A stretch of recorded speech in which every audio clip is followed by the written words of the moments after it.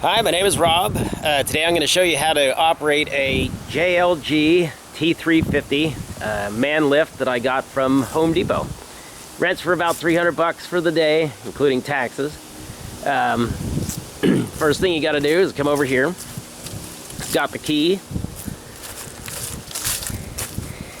Put the key into the control panel. And you want to set it to this board. There's two settings. Turn the key to the right, it operates the lower control panel. You turn it to the left and it operates the control panel up in the bucket. So the first thing you got to do, turn the key, that sets it. And the first thing we've got to do after that is to set the outrigger stabilizer bars. In order to do that, you have to push this button over and hold it, and then push this down, and you can see it's putting all the legs down all by itself. This thing is self-leveling, so you don't have to worry about getting it level. It will do it all by itself. Takes a couple of seconds to get it down.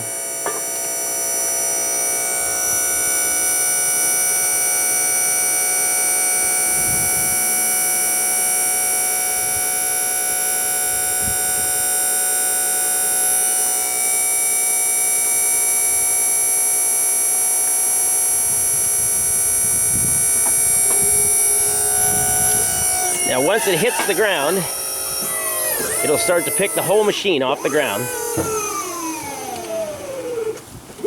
These lights are flashing here, and once they stay green, then you know it's totally level. Then you let go of everything, you turn it to the operate mode in the bucket.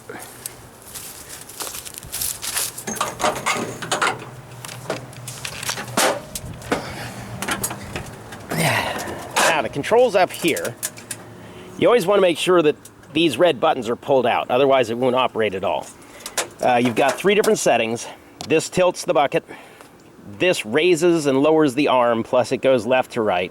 This extends the boom out of that shaft there. So let's get started. We're on that setting, so we want to pull the trigger and push forward.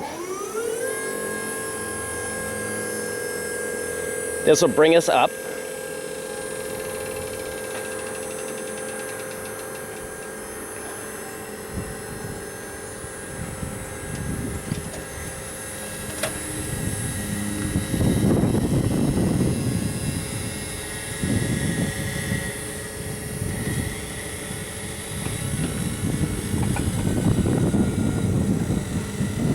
Okay, that's as high as it goes, as far as that setting. You can rotate in both different directions. It rotates a little more than 360 degrees, but if you go to the right, it only goes a certain distance. From this position, you have a wide range of motion to the left. So let's pull the trigger again and put the joystick to the left. Now you can see this rotates the entire thing.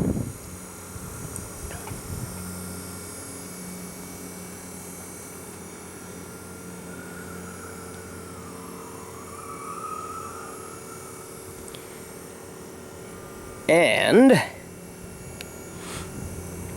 you can see the truck down there. Now, if we change the setting to this mode, pull the trigger again, and pull backwards, you can see that boom extending out of the shaft.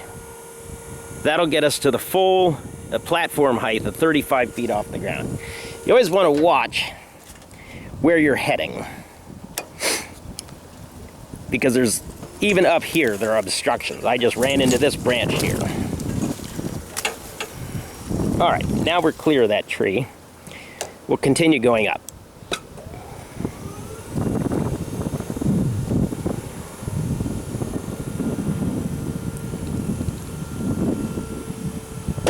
All right. That's as high as it goes, totally, which is actually pretty darn high. From the ground to the platform, it's 35 feet. It gives you a good working height. You can see the whole thing's a bit wobbly, but it's designed to carry about 450 pounds, so just me up here is no problem at all. But you can see there's my neighbor's backyard, and I'm just about to almost 2/3 of the way up these trees. So you can trim trees, you can clean your gutter, put gutters up, pretty much whatever you want. This is a great machine. Once you get over the movement in the arm, it's quite unsettling when you first get up here. But once you get used to it and start working, you get more comfortable with it. And even when it's fully extended, you can see, oh, you need to switch that mode again. Fully extended, you can see it rotates quite smoothly. I mean, I'm looking straight down on the top of my roof over there, and it's quite high. But once you get the feel of it, you'll be able to operate it without jerking around too much, which makes it far more comfortable up here. But that's how you get the lift to operate. Now, if I want to go down, I want to switch it to this mode, pull the trigger, and then push the joystick forward. That puts the boom back into that shaft.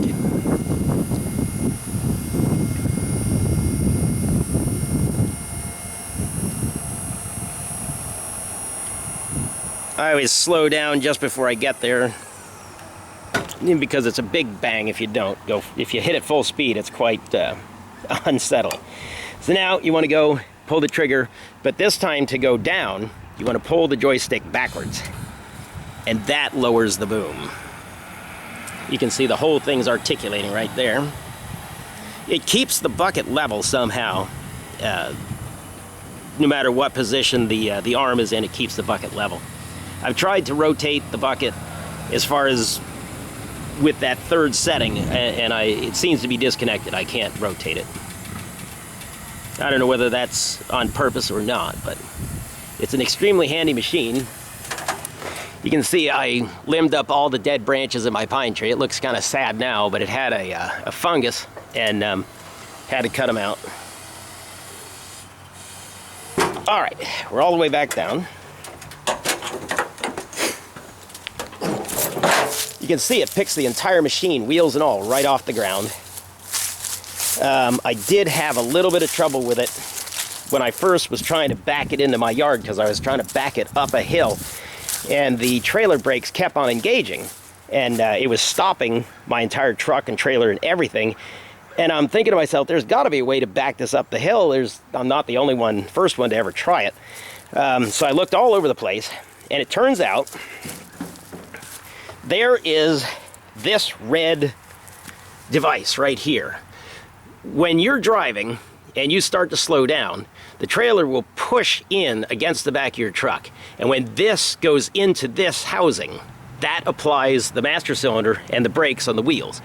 When you're trying to back up a hill, you put that red device there, and that prevents this shaft from going into the housing, applying the brakes.